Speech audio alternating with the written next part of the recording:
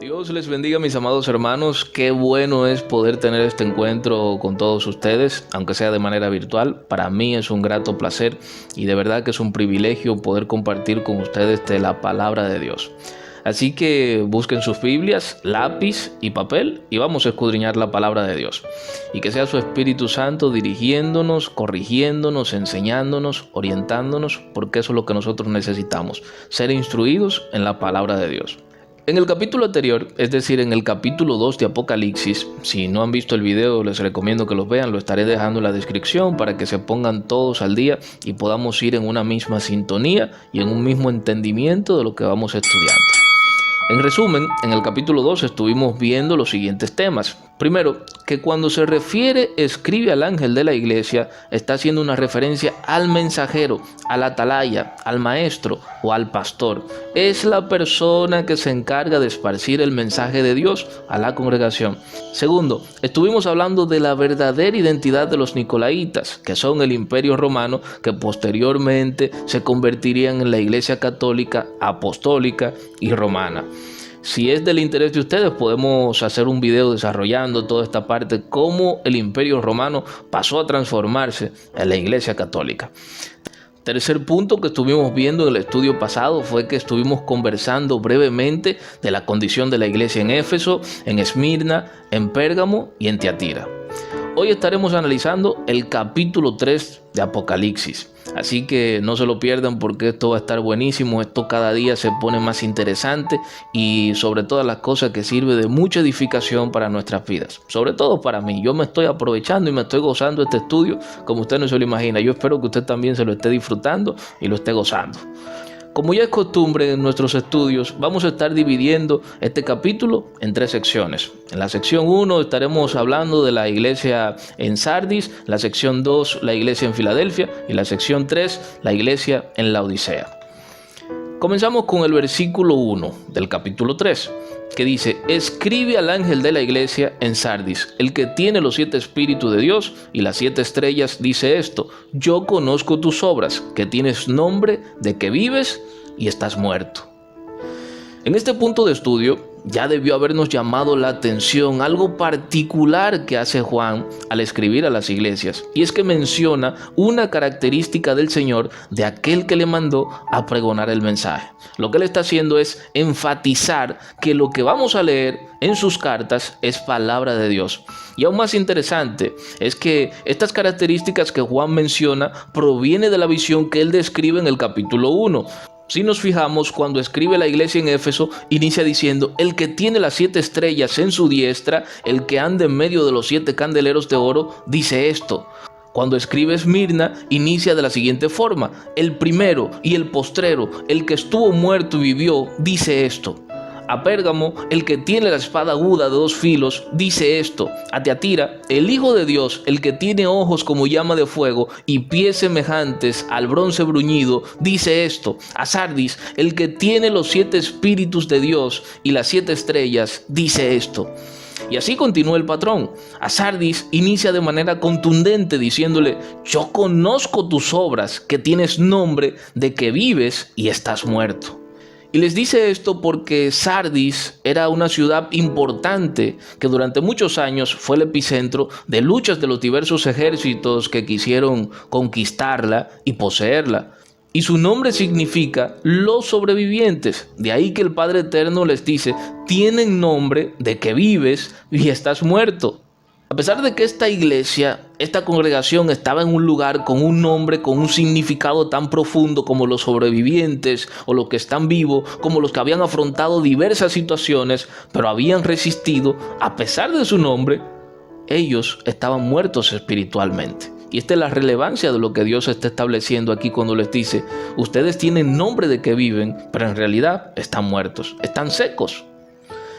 Pasamos a ver el versículo 2 al 6, donde se comienza a describir cuál era la condición espiritual de esta iglesia. Y tenemos como único punto positivo en esta congregación que algunos, no habían manchado sus vestiduras con el pecado que les rodeaba. Es decir, que la mayoría se había cedido a las tentaciones, la mayoría se habían caído en el pecado. Y como punto negativo tenemos que era una iglesia moribunda. Esta era una congregación moribunda, estaba a punto de desaparecer. Por eso el Señor les dice: afirma las otras cosas que están por morir. Tus obras no son perfectas. Acuérdate de lo que has recibido y oído, refiriéndose a que han recibido una promesa de salvación a través de la predicación de la palabra, y ellos lo habían olvidado y no guardaban lo que les habían enseñado a través de las Escrituras, y por eso estaban al borde de la muerte espiritual y necesitaban arrepentirse de sus malos caminos, porque era una iglesia que no velaba, no oraba, no aguardaba como las vírgenes sensatas a la venida del Señor, sino que se habían corrompido con el mundo que les rodeaba, y a pesar de tener nombre de sobreviviente, estaba muerta y sus obras eran imperfectas, es decir, que no agradaban a Dios. Y les recalca el Señor: el que venciera, en otras palabras, el que venciera el mal con el bien, el que resista, los que no cedan a las tentaciones del pecado, esos serán cubiertos con vestiduras blancas, haciendo referencia a la purificación del Espíritu Santo y a la santidad. Y su nombre, en lugar de ser un nombre de apariencia de vida, estará inscrito en el libro de la vida eterna. Y Jesús hablando dice: y confesaré su nombre delante de mi Padre. Lo que está conectado directamente con lo que él establece en Marcos capítulo 8, versículo 38. Porque el que se avergonzare de mí y de mis palabras en esta generación adúltera y pecadora, el Hijo del Hombre se avergonzará también de él cuando venga en la gloria de su Padre con los santos ángeles. Esta iglesia había cedido a los encantos del mundo, se había convertido o se había moldado a ese siglo, se había transformado en una iglesia muy light, que a lo malo le llamaba bueno y a lo bueno le llamaba malo. Si tienes oído para oír, escucha lo que el Espíritu dice a la iglesia. Es decir, le está diciendo también: si puedes oír, si puedes escuchar, escucha la palabra de Dios, y sobre todas las cosas, arrepiéntete de lo que has hecho. Pasamos a la iglesia en Filadelfia, y aquí vamos a estar viendo algunos temas interesantes sobre esta iglesia. Esta congregación, a pesar de ser pequeña, débil, con poca fuerza, obtuvo la promesa de victoria porque guardaban la palabra de Dios. El Señor no les reclama por su debilidad, sino que les reconoce que a pesar de sus pocas fuerzas, guardaron la palabra y no negaron el nombre de Dios. Y es el mismo Padre Eterno el que entrega en sus manos a los que perseguían a esta congregación y les promete guardarlos de la hora de la prueba. Esta congregación nos muestra que, contrario a lo que nos enseñan hoy en día, contrario a lo que se enseña en las iglesias contemporáneas, donde el número de miembros y los niveles de influencia son los que definen el éxito de una congregación o el éxito de un ministerio. Por el contrario, Jesús les dice: la puerta que he puesto delante de ti, esa puerta es el mismo Cristo, como Él lo deja saber en Juan capítulo 10, versículo 9, que nos dice: yo soy la puerta, el que por mí entrare será salvo, y entrará y saldrá y hallará pastos. No importa lo pequeño que seas, no importa lo pequeña que sea tu congregación, si prosigues al blanco, si prosigues por el camino, la puerta de salvación y vida eterna que es Jesús, nadie podrá cerrarla, porque Él te ha prometido que Él mantendrá esa puerta abierta por los siglos de los siglos. Pasamos a la iglesia en la Odisea, una de las iglesias más conocidas y creo que sin lugar a dudas y una de las iglesias también más predicadas. Este es uno de los pasajes de Apocalipsis que más se predica porque se habla mucho de la tibieza dentro de las congregaciones.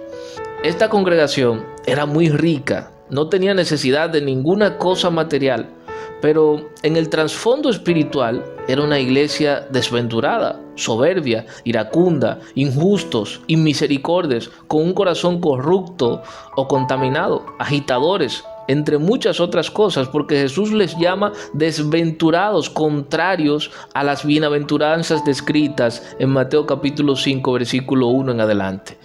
Era una congregación con serios problemas, se apoyaban en sus riquezas, se sentían confiados en ellos mismos y no en Dios. Nunca reconocieron ni tuvieron el discernimiento para darse cuenta de su condición espiritual. y sobre todo vivía muy alejada de la santidad que Dios demanda de sus hijos a través de su palabra. Y sobre todo, habían pecados ocultos en aquella congregación. Es por esto que Jesús les dice: busca vestirte de santidad y que no se descubra la vergüenza de tu desnudez. Eso la hizo ganarse el título de una congregación tibia, de una iglesia tibia. Muchas veces simplificamos este término, pero era una congregación que estaba en tal condición que el mismo Padre le dice: mejor sería si hicieses lo malo, si fueras fría o caliente, y no que estés fingiendo y seas tibia, porque yo te rechazo, te vomito, te desapruebo.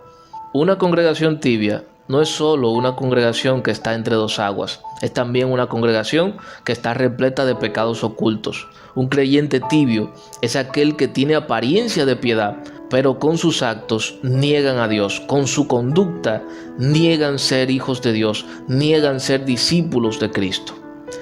Por hoy hemos llegado al final de este estudio. Me gustaría que compartieran conmigo a través de los comentarios o del número de WhatsApp que les dejo en pantalla o del correo también que les estoy suministrando. Después de haber estudiado sobre las 7 iglesias, para ustedes, ¿cuál sería la condición de la iglesia contemporánea en sentido general? Me gustaría que intercambiáramos ideas en ese sentido.